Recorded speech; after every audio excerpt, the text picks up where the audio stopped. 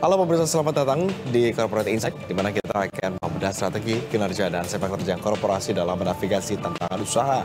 Bersama saya, Agung Hardiansyah, inilah Corporate Insight selengkapnya.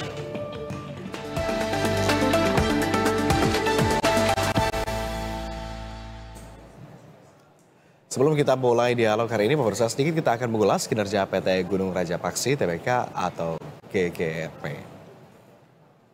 PT Gunung Raja Paksi Tbk merupakan anggota Gunung Steel Group, salah satu perusahaan baja swasta terbesar di Indonesia. Didirikan pada tahun 1970 di Medan, Sumatera Utara, perusahaan ini memulai bisnis dengan memproduksi baja panas, secara bertahap memproduksi balok dan lembaran baja.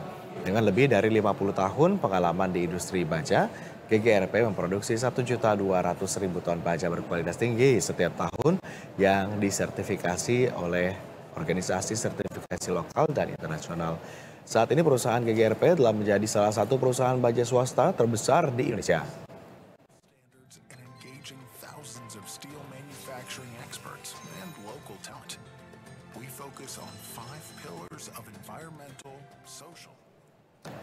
PT Gunung Raja Paksi Tbk atau GGRP optimistis untuk terus meningkatkan kinerja perusahaan. Hal tersebut didasarkan pada faktor pendukung baik global maupun nasional. GGRP diketahui membukukan penjualan bersih senilai 710 juta dolar Amerika Serikat, EBITDA 95 juta dolar Amerika Serikat, dan laba bersih 38 juta dolar Amerika Serikat untuk tahun fiskal 2023.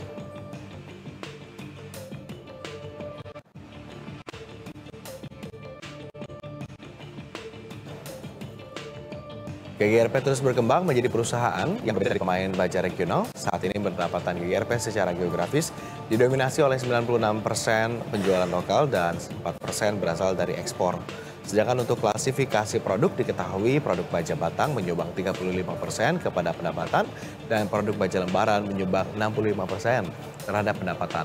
Selanjutnya klasifikasi pendapatan jika dilihat dari profil konsumen secara berturut disumbang oleh distributor 79%, pabrikan 12%, dan lainnya 9%.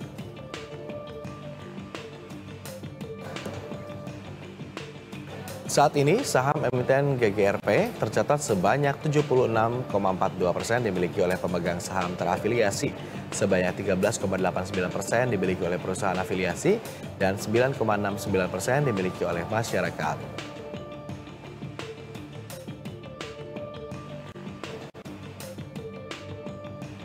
Kemampuan Gunung Raja Paksi telah dibuktikan oleh pelanggan pasar internasional atas kualitas produk yang bertaraf internasional. Nah, heran jika saat ini Gunung Raja Paksi menguasai pasar global di berbagai negara.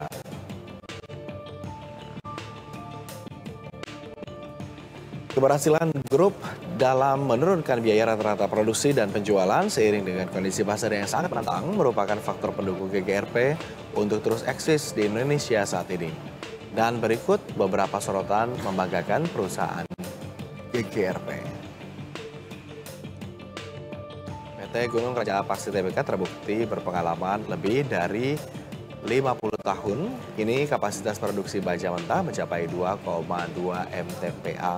Kesuksesan kinerja tim manajemen berpengalaman didukung oleh lebih dari 3.700 karyawan yang kompeten. Saat ini tercatat lebih dari 30 produk khusus yang melayani kebutuhan spesifik pelanggan GGRP. Perusahaan juga telah menjalin kemitraan lebih dari 10 perusahaan di seluruh dunia, serta membangun nama baik dengan berbagai konsumen di lebih dari 40 negara.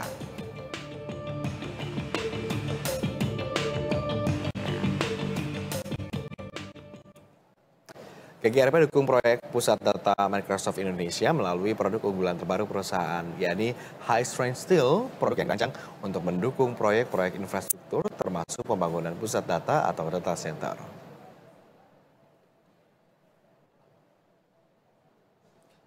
Kerjasama dengan Microsoft Indonesia menjadi salah satu sorotan di mana produk High Strength Steel digunakan dalam pembangunan pusat data raksasa teknologi tersebut di Indonesia. Kolaborasi ini menunjukkan bahwa penggunaan material dalam negeri dapat bersaing di proyek infrastruktur global. Microsoft Indonesia memberi apresiasi kepada GGRP. Sebagai pengguna produk High Strength Steel, Microsoft Indonesia menilai GGRP mampu menyediakan produk berkualitas tinggi yang dapat bersaing di proyek infrastruktur global. Presiden Direktur GGRP Firdaus menyatakan, ke depan pihaknya akan terus berkomitmen untuk menyediakan solusi baja berkualitas tinggi yang sesuai dengan kebutuhan proyek infrastruktur yang berkembang pesat.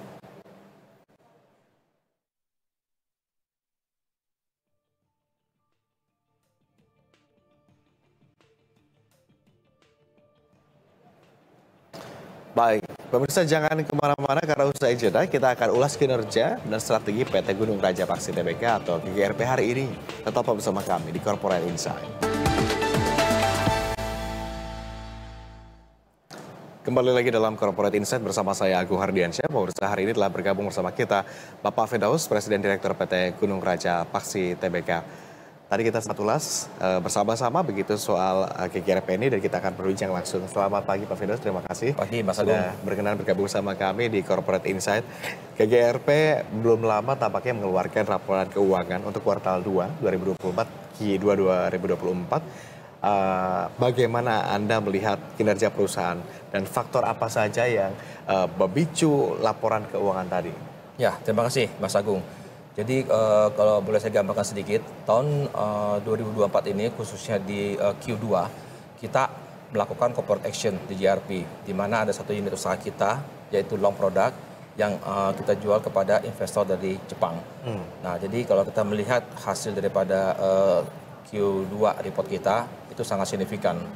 Jadi itu adalah hasil daripada corporate action kita mengenai satu bisnis usaha kita yang kita jual. Nah, namun secara global kita bisa lihat industri baja di Indonesia ini sekarang ini tidak baik-baik saja kondisinya. Yeah. Jadi kita lihat, kalau kita lihat Tiongkok atau China sebagai the biggest player saat ini sekarang sedang menurun juga marketnya, ekonominya, sehingga perusahaan terbesar China ini sekarang sedang melakukan beberapa dumping produk-produk yang masuk ke seluruh dunia termasuk di Indonesia. Okay. Nah, jadi ini merupakan tantangan yang cukup berat bagi industri baja yang ada di Indonesia.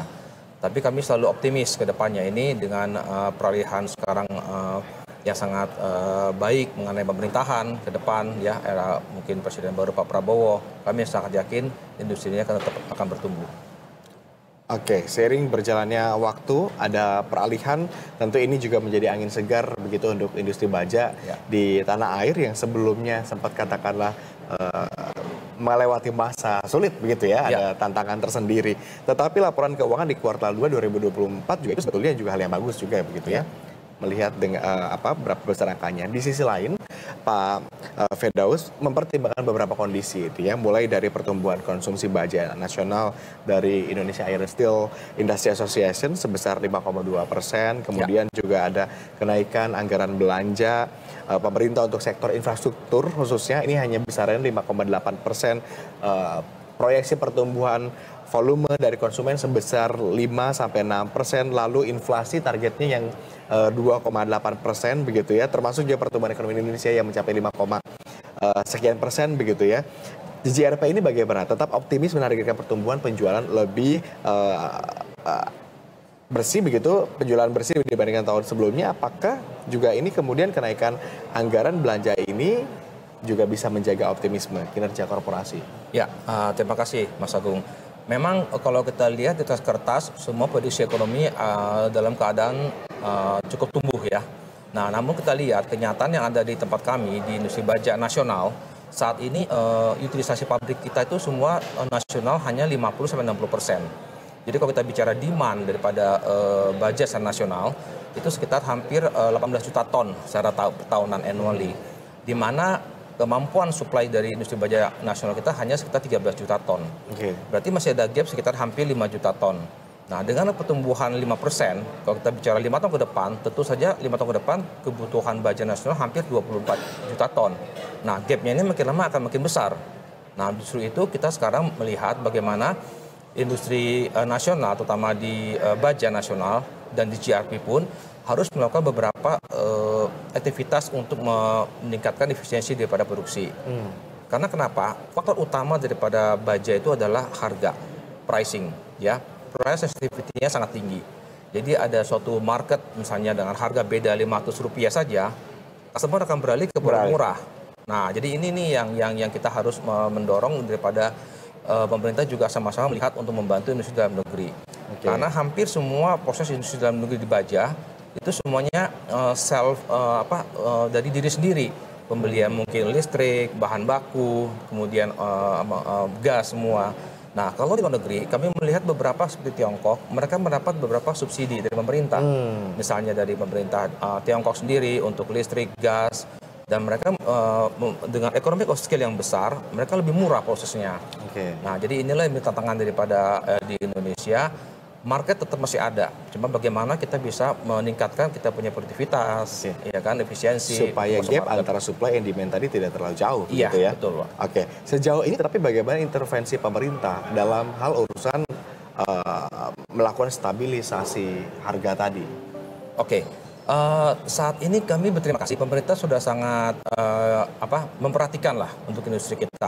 Namun ada beberapa catatan yang kami harus sampaikan dalam hal ini. Ya, kalau kita lihat pemerintah sekarang sedang meningkatkan mengenai SNI, Standar Nasional Indonesia, untuk produk-produk yang diproduksi di Indonesia. Kemudian juga TKDN mengenai lokal konten yang harus diterapkan ke masing-masing produk kita. Ini menjadi barometer yang sangat kuat bagi kita untuk bisa berkembang. Kemudian juga kita melihat ada faktor-faktor sifatnya mungkin ke arah perlindungan daripada industri dalam negeri, misalnya trade remedies. Trade remedies ini ada safeguard, ada anti-dumping, yang perlu diterapkan secara lebih banyak, ya.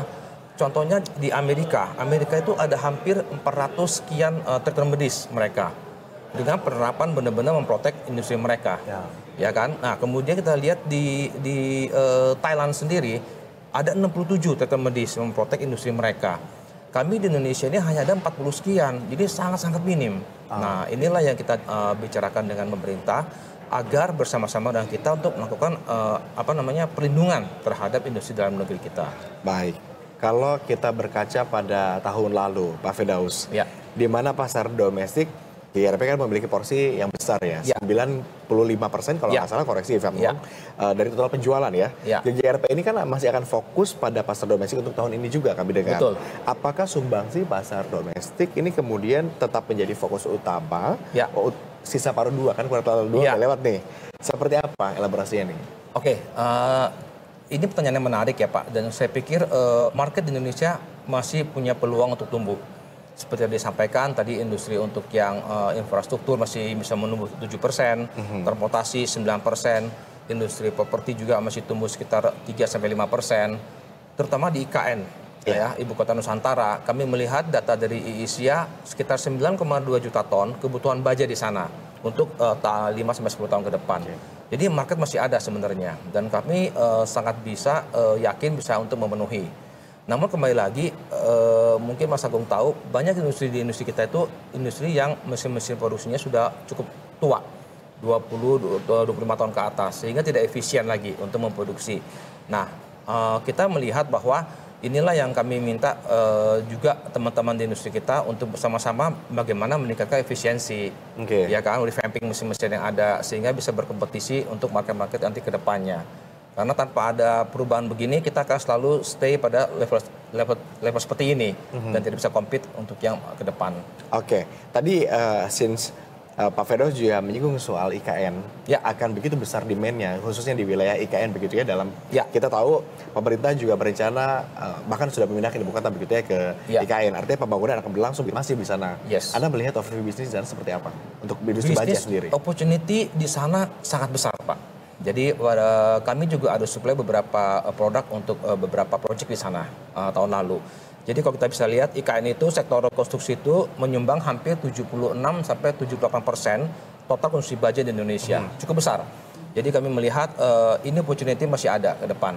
Namun demikian perlu dilihat apa yang kami lakukan sekarang adalah masih sebatas untuk beberapa konstruksi yang sifatnya masih dari bukan main kontraktornya, tapi sebagai subkon dari yang kami dapat. Tetapi seberapa besar potensi pendapatan atau sumbangsi bagi perusahaan dengan ada pembangunan IKN ini? Intinya gini, untuk di IKN kami melihat opportunity ada di situ, tapi kami juga melihat ada beberapa opportunity seperti di pertambangan, ya, pertambangan di shipyard misalnya yang memakai plat ya untuk baja. dan beberapa juga infrastruktur yang lain, jembatan dan lainnya. Dan kita lihat pembangunan zaman Pak Jokowi cukup masif di infrastruktur, dan kami juga cukup terbantu di sana. Namun ada poin yang perlu kami sampaikan, bahwa untuk beberapa proyek seperti misalnya proyek-proyek yang sifatnya G2G, seperti di Morowali misalnya, nah itu menjadi satu atensi bagi kami juga, industri dalam negeri. Bagaimana kami juga bisa berpartisipasi dalam bisa mengisi industri di sana, Pak. Oke. Ya. Dan so far ini sudah berjalan menuju ke sana, begitu ya? Iya.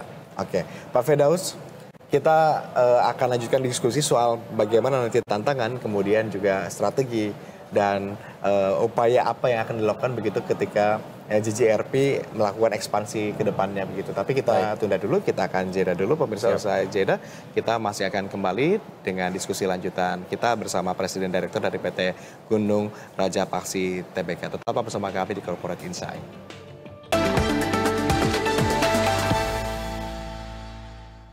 Anda kembali menyaksikan Corporate Insight bersama saya Agung Hardiansyah, dan pemirsa kita akan kembali lanjutkan diskusi kita bersama dengan Presiden Direktur dari PT Gunung Raja Paksi Tbk, Pak Firdaus. Pak Firdaus, tentu dalam menjalankan roda bisnis begitu selama ini kita selalu dihadapkan pada tantangan begitu ya. Untuk industri baja sendiri, apa saja tantangan-tantangan yang selama ini sudah dihadapi oleh JJRP? Oke, terima kasih Pak Agung. Jadi seperti yang kami sampaikan di awal, industri baja nasional kita ini sekarang ini kapasitasnya masih hanya berkisar 50-60% utilitasnya. Artinya belum sebaik yang kita harapkan. Apa yang terjadi? Tadi kami sampaikan beberapa equipment atau mesin-mesin kami yang cukup lama atau tua ada di Indonesia. Dan juga ini faktor di luar eksternal yang tadi kami sampaikan adalah dampak daripada konflik geopolitik, kemudian juga Tiongkok dengan Amerika. Ini juga mempengaruhi daripada bisnis kita, karena bisnis kami ini komoditi. Kita beli scrap komoditi, kita jual juga komoditi, ikuti harga pasar. Nah, yang terjadi sekarang ini dengan dampaknya ekonomi yang turun di Tiongkok, itu kita melihat ada kelebihan pasokan baja dari dunia. Sekitar hampir data dari OECD itu hampir 625 juta ton. Nah, apa yang terjadi di Tiongkok adalah mereka pabriknya selalu berproduksi terus-menerus, nggak bisa berhenti. Kemudian mereka stok di gudang, dan demikian mereka harus jual ke negara lain, ya, negara Asia misalnya, ke Vietnam, ke Kamboja, ke Indonesia. China sebagai salah satu yang produktivitas tertinggi begitu ya, iya, untuk baja. Total daripada produk baja dunia, China termasuk mengambil posisi 50%, 55%. Berarti kan he is the biggest one, ya terbesar. Dan mereka akan bagaimanapun berupaya distribusikan, berpenetrasi ke negara-negara lain. Iya, gitu. Dengan adanya konteks ini, produk mereka akan banyak dan mereka harus jual keluar. Apa yang dilakukan? Jual dengan dumping, harga-harga lebih murah. Masuk ke beberapa negara-negara Asia, termasuk Indonesia. Nah, inilah menyebabkan kami melihat bahwa banyak sekali faktor-faktor kita lihat produk-produk yang masuk ke Indonesia ini produk-produk yang tidak mempunyai standar nasional, SNI misalnya. Ya kan, kemudian konten mengenai quality dan sebagainya, kami juga agak ragu. Nah, inilah yang mengakibatkan kami lihat bahwa banyak sekali proyek-proyek yang ada di Indonesia ini dipenuhi oleh produk-produk yang masuk dari luar, yang tidak sesuai standar. Ini juga artinya bahwa membanjirnya produk-produk import begitu, termasuk tadi ya fluktuasi pasar global begitu signifikan berdampak pada kinerja JJRP atau seperti apa? Ya, jadi data dari IISIA tahun 2022 ada sekitar 2,89 juta ton produk volume import yang masuk. Ya, kemudian tahun 2023 ada sekitar 4,15 juta ton. Ya, nah ini semester pertama aja 2024 itu ada sekitar hampir 3 juta ton yang masuk. Artinya kan akan tumbuh terus nih marketing import. Nah, kita juga melihat bahwa ini pasti akan pengaruh pada kita.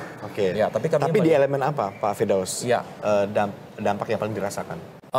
Tentu dari sisi penjualan kita, ya, karena ini bersaing di masalah harga di pasar.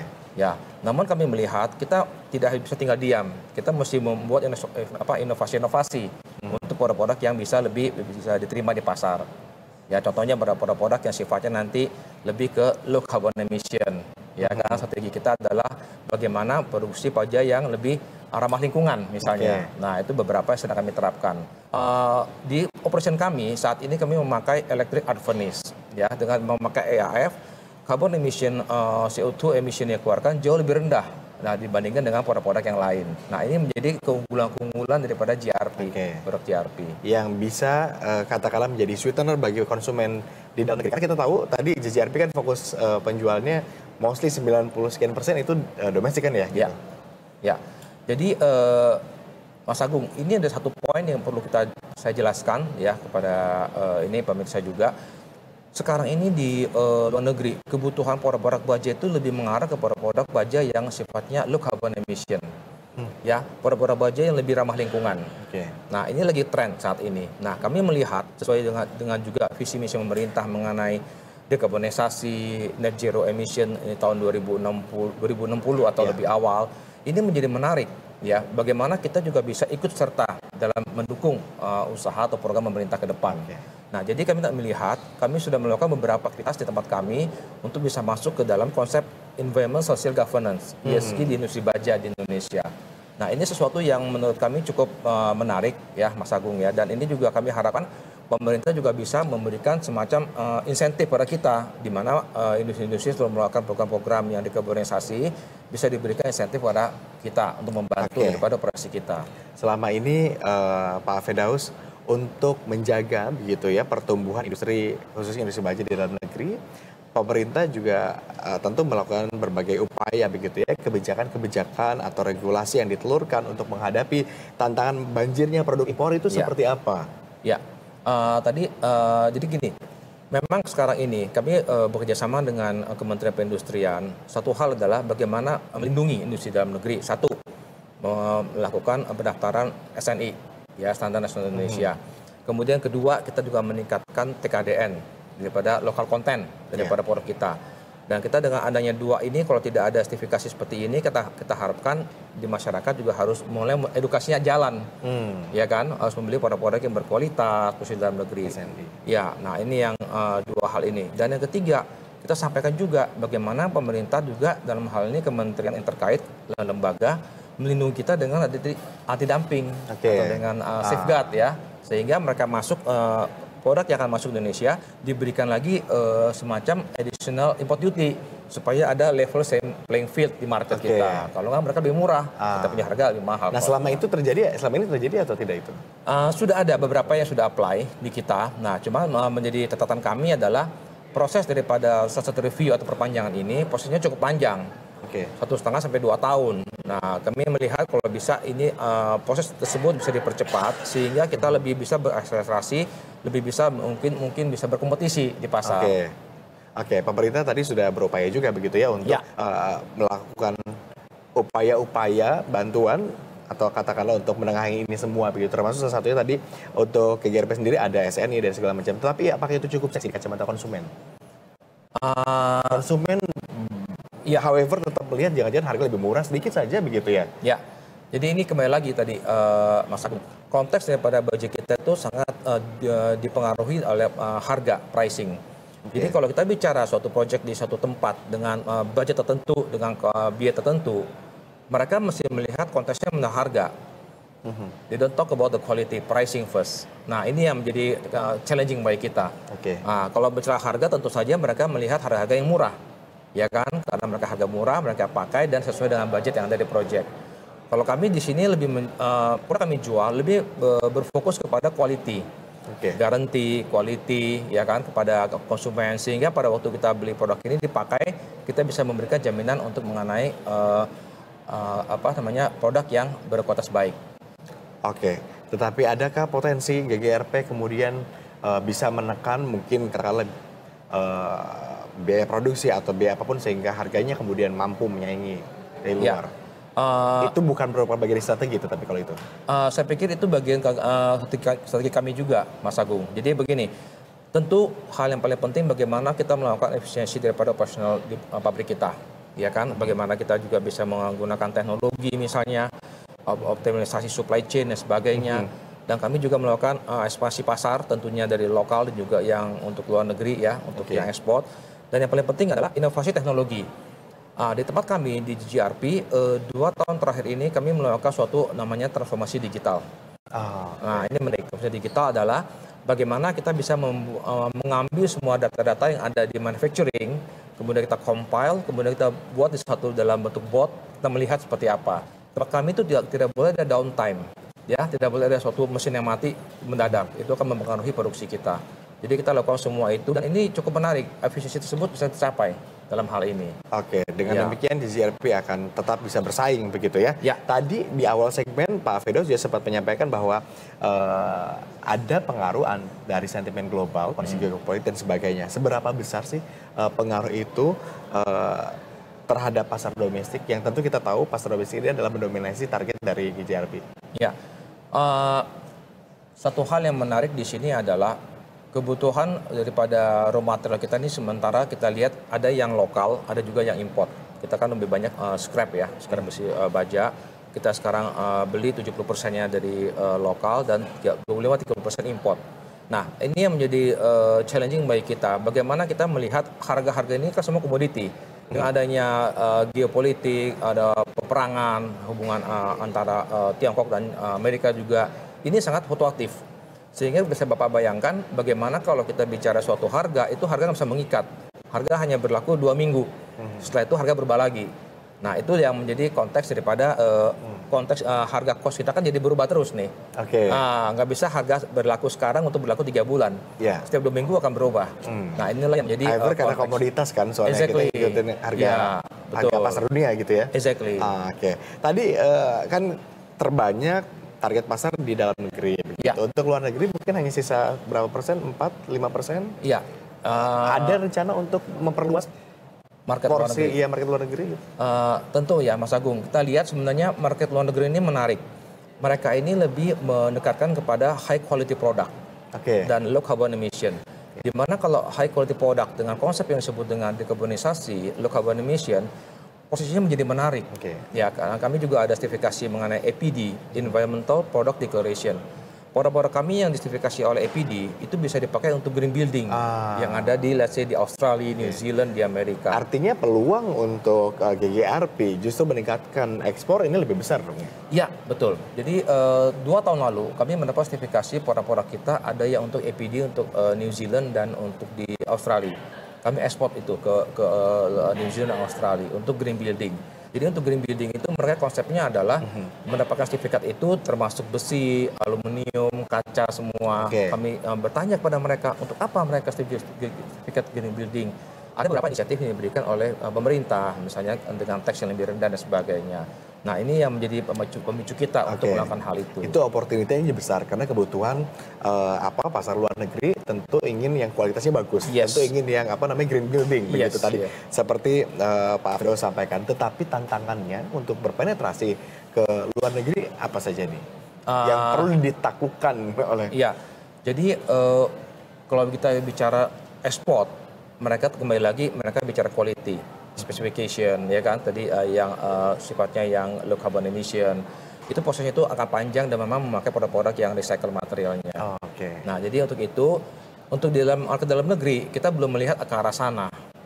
Mereka masih ke price driven itu harga. Nah, tapi kita melihat di tempat kami GCRP sekarang sedang mengembangkan produk-produk yang disebut dengan high strength steel. Artinya sesuatu baja yang mempunyai kekuatan yang melebihi baja-baja yang konvensional.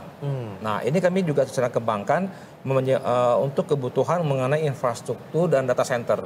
Nah, ini sudah ada produknya, bukan lagi? Sudah ada. Ya, ini kami sedang kembangkan. Kemudian kita lihat market untuk data center sekarang sedang booming di Indonesia. Jadi kekuatan yieldnya lebih besar, sekitar 350 megapascal dibandingkan dengan yang mild steel 250 megapascal.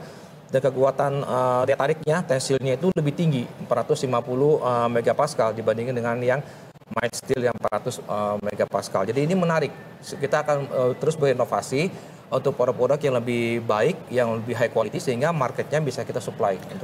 Pak Firdaus, kita akan bahas lebih dalam soal rencana ekspansi atau potensi apa lagi yang kemudian bisa dikembangkan tentu berdasarkan strategi yang sudah disusun oleh GCRP sendiri. Tapi usai jeda, kita jeda terlebih dulu Pak Firdaus. Usai jeda pemirsa kita masih akan kembali lanjutkan diskusi kita pada pagi hari ini. Tetap bersama kami di Corporate Insight.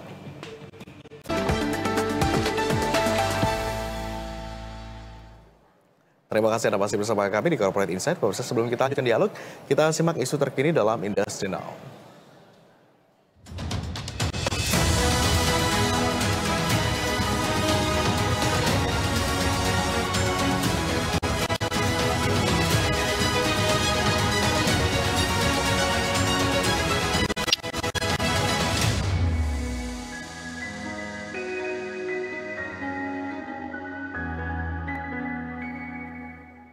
Pemirsa, banjirnya produk baja asal Cina ke pasar domestik Indonesia membuat daya saing turun dan penjualan produsen baja lokal terkikis. The Indonesian Iron and Steel Industry Association atau IISIA melaporkan banjirnya produk baja asal Cina ke pasar domestik Indonesia membuat daya saing turun dan penjualan produsen baja lokal terkikis dan mengalami penurunan hingga 20%. Direktur Eksekutif IISIA Widodo Setia Darmaji mengatakan pemerintah dan produsen harus mencermati dan segera mengantisipasi masuknya produk baja asing ke domestik yang menggerus penjualan produsen baja lokal sepanjang tahun 2024. Dalam catatan IISIA, impor baja dari China telah meningkat sebesar 33,92% dari 2,23 juta ton pada periode Januari hingga Juli 2023 menjadi 2,98 juta ton pada periode yang sama di tahun 2024. Nah, peningkatan impor baja dari Cina juga tercermin dari volume impor baja dari Cina pada 2023 yang meningkat 43,71% dari 2,85 juta ton pada 2022 menjadi 4,05 juta ton tahun 2023.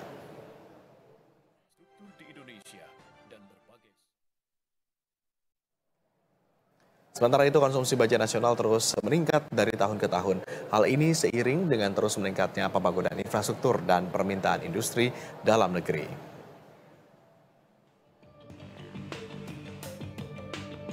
Berdasarkan data Indonesian Iron and Steel Industry Association, memperkirakan konsumsi baja nasional tumbuh 5,2% menjadi 18,3 juta ton pada 2024. Kebutuhan baja tahun ini ditopang permintaan global, pertumbuhan sektor properti, belanja infrastruktur pemerintah hingga industri pengguna baja otomotif.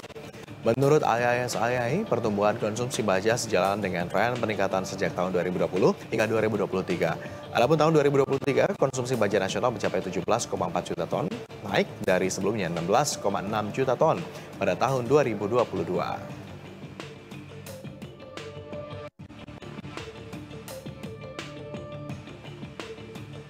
Sementara itu, pemirsa, meski kebutuhan baja nasional terus mengalami peningkatan, nilai ekspor biji basa terus berfluktuasi sepanjang tahun 2024. Berdasarkan data Badan Pusat Statistik, nilai ekspor produk baja pada kuartal 1 2024 mengalami peningkatan sebesar 38,3% dari 3,81 juta ton menjadi 5,27 juta ton.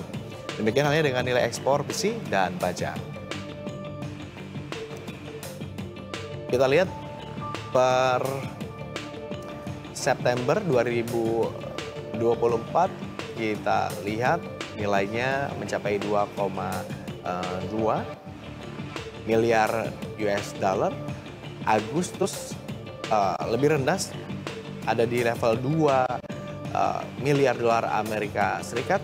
Kemudian Juli naik sedikit 2,03 miliar US dollar. Juni ada di level 2,1 miliar US dollar, Mei 2,02 miliar US dollar, April 2,17 US dollar, kemudian Maret 2,13 US dollar, Februari 1,68 US dollar, Januari 2024 ada di 2,3 miliar US dollar. Angka ini terus berfluktuasi sepanjang tahun 2024.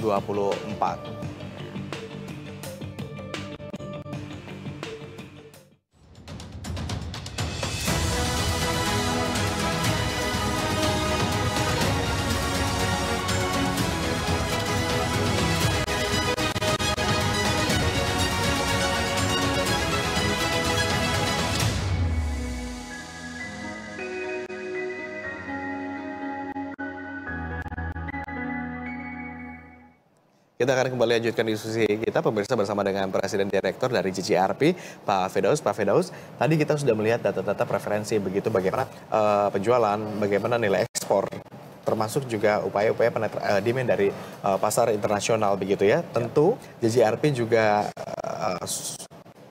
terus berupaya melakukan ekspansi begitu, pengembangan bisnis. Strategi-strategi apa saja yang akan diterapkan GCRP untuk mendukung pengembangan bisnis ini? Ya, terima kasih Mas Agung. Kalau kita lihat memang betul, tadi kalau kita lihat data ekspor kita kan berkisar sekitar 2 miliar US dollar untuk tiap bulan. kalau boleh saya jelaskan itu adalah total ekspor tidak hanya di baja, tapi termasuk mungkin mineral ya. Mineral lainnya. Misalnya untuk yang proses-proses hilirisasi itu dianggap semua di situ angkanya. Nah, khusus untuk yang besi baja, kita melihat untuk market ke depan ini, tentu kita melakukan beberapa inovasi yang seperti yang GRP lakukan. Contohnya, misalnya, kita tadi sampaikan produk-produk yang harus mungkin tersementasi dengan yang lain ya. Saat ini kan carbon steel banyak sekali di pasaran.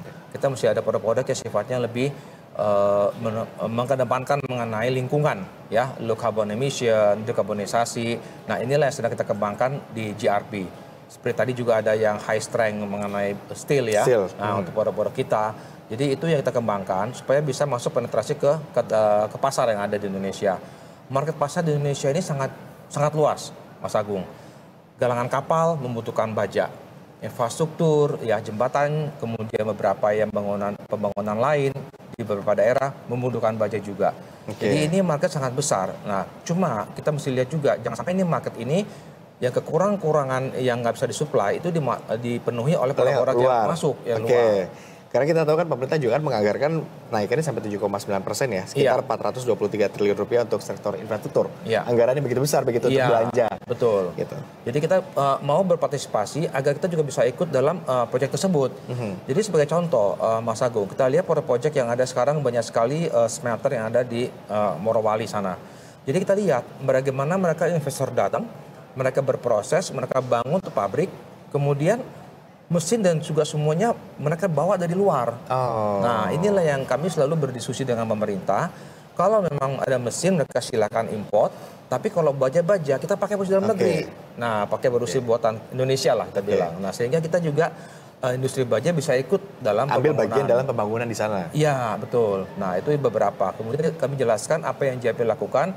Kita melakukan juga benar-benar revamping kita punya equipment, mesin-mesinnya sudah lama.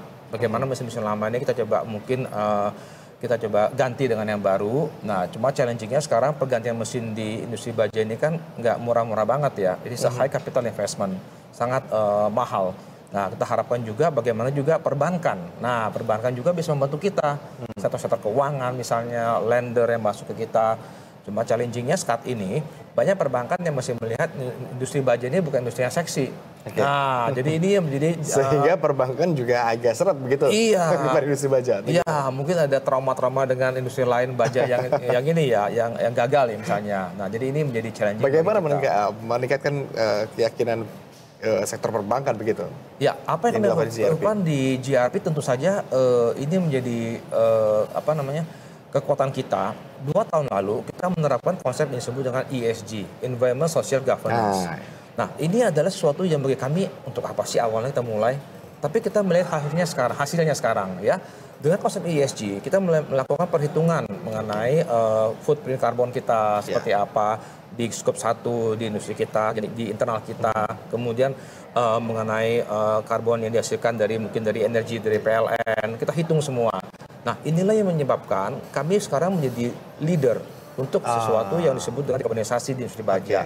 Kita tahu perbankan juga saat ini sedang menerapkan ekonomi hijau. Artinya pembiayaan atau pendanaan juga akan diprioritaskan kepada mereka yang menerapkan ESG. Betul, Mas Agung. Jadi selain kita bilang kami juga sebagai perusahaan publik TBK, dalam hal ini penilaiannya tidak hanya financial report, mereka juga menilai ESG report kita seperti apa, sustainability kita seperti apa. Jadi itu bagian daripada walaupun itu agak ribet ya sebetulnya. Oh iya, benar, pasti harus ada suatu willingness dari top manajemen sampai ke bawah. Jadi bukan hanya slogan aja.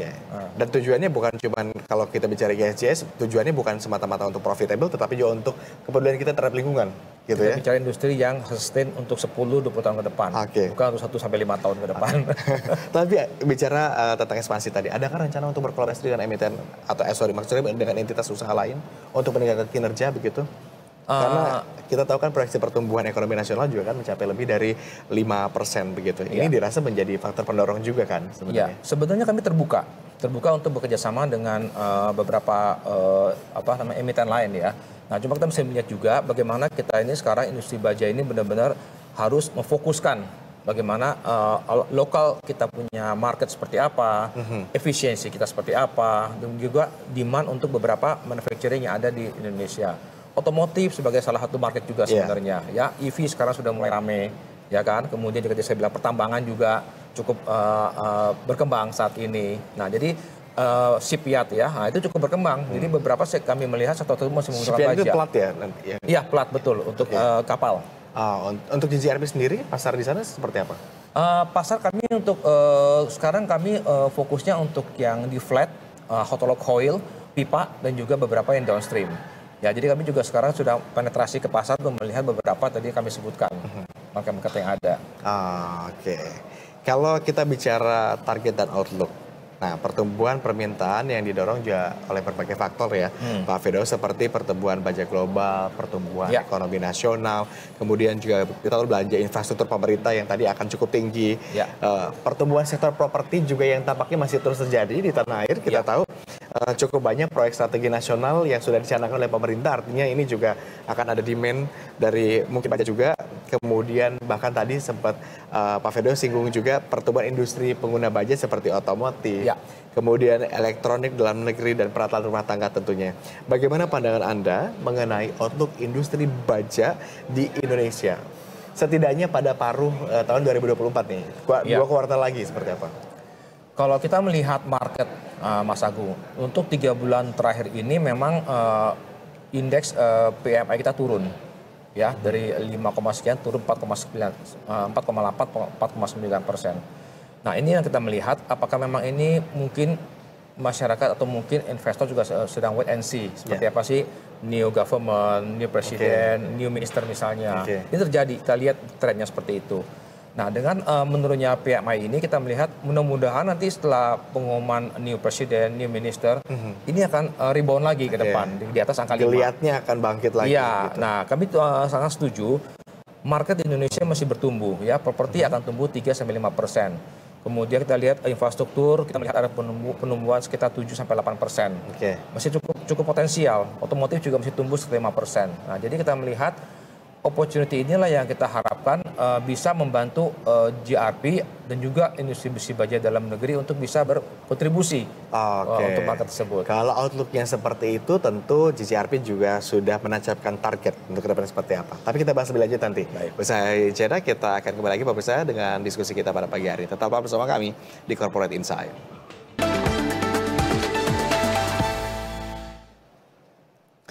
Terima kasih Anda masih bersama kami di Corporate Insight. Pemirsa, kita akan kembali diskusi bersama dengan Presiden dan Direktur dari GRP, Pak Firdaus. Pak Firdaus, tadi kita sudah bicara soal outlook di paruh waktu ke depannya di 2024 seperti apa. Tentu ada target yang akan dicapai begitu. Apa target-target yang ingin digapai oleh GCRP dalam sisa paruh waktu 2024 ini? Selaku Presiden Direktur juga, apa strategi yang kira-kira yang akan dilakukan begitu untuk mengejar efisiensi, tentunya efektivitas dalam alokasi capex perusahaan? Ya, terima kasih Mas Agung. Sampai saat ini di tahun 2024 kami sudah menggunakan capex kita hampir 25% dari budget yang kita anggarkan. Namun terutama penggunaan capex ini tentu saja tadi untuk kebutuhan operasional ya, termasuk revamping mesin-mesin kita yang di area pabrik yang sudah lama dan juga sudah tidak efisien. Karena ini penting, dengan adanya revamping mesin-mesin ini akan mengakibatkan produk-produk kami yang lebih efisien dan lebih murah biaya produksinya. Nah, ini akan bisa kita lakukan di dalam GRP. Kemudian juga kita melakukan beberapa inovasi-inovasi seperti tadi produk-produk yang sifatnya tadi yang high strength steel. Kemudian juga kita masuk ke produk-produk yang sifatnya tadi yang low carbon emission, APD sertifikasi, ya, sertifikasi APD, Environment Product Declaration, untuk bisa masuk ke industri-industri yang disebut dengan green building. Kami juga ada sertifikasi untuk standar industri hijau dari Kementerian Perindustrian. Kami juga ada beberapa sertifikat hijau juga dari Green Council Produk Indonesia. Jadi ini beberapa yang kami lakukan sebagai suatu konteks yang harus berbeda dari produk-produk yang ada di pasar. Jika konsumen akan masuk ke sana, tentu konsumen sekarang mulai terlatih untuk membeli produk-produk yang lebih berkualitas, ya, lebih low carbon emission, lebih green environment misalnya. Nah, inilah kami coba akan masuk ke target tersebut untuk ke depannya. Terakhir, harapan Anda seperti apa ke depannya? Industri baja ini adalah mother of industry di seluruh dunia. Kita lihat India, Korea, Jepang, industri bajanya maju sekali. Karena kenapa? Itu mereka disupport oleh pemerintah. Nah, jadi selain kita sebagai industri untuk melakukan beberapa aktivitas mengenai improvement di dalam, kami juga minta pemerintah juga sangat serius membantu industri baja ini. Oke. Karena kalau industri baja maju, kami harapkan ini juga pembangunan semua infrastruktur akan maju. Juga mengangkat sektor-sektor lainnya. Iya, begitu ya? benar. Jadi saya pikir ini mari kita berkolaborasi bersama sehingga terbentuklah suatu ekosistem yang benar-benar bisa membangun industri baja ini. Oke. Jadi kami nggak mau ada nanti kementerian X begini, kementerian A begini, kementerian B begini. Kami industri bingung ini mau kemana nih. Nah, jadi harapannya kami adalah sama-sama mari kita kembangkan. Duduk bersama antar lembaga, antar kementerian, termasuk juga para pelaku industri baja begini, untuk menelurkan kebijakan yang paling efisien, yang tentunya juga berpihak kepada industri dalam negeri. Setuju, gitu ya. setuju. Ya. Baik, terima kasih Pak Firdaus sudah berkenan berbagi insight-nya pada hari ini. Tentu harapan kita sama juga sebagai mother of industry begitu, baja ini bisa berkembang pesat, tentunya juga dengan dorongan dari pihak pemerintah. Pemirsa, demikian diskusi kita juga dengan Bapak Firdaus, Presiden Direktur PT Gunung Raja Paksi, dan kita sudah sampai pada penghujung Corporate Insight hari ini. Mewakili seluruh kerabat kerja yang bertugas, saya Agung Hardiansyah pamit undur diri. Terima kasih atas kebersamaan Anda. Jangan lupa untuk saksikan IDTV di First Media Channel 419 HD dan Channel 2 HD, Bisnet TV Channel 24, IndiHome Channel 117, Oxygen TV, dan CV, serta live streaming di investor.id. IDTV, inspirasi investasi.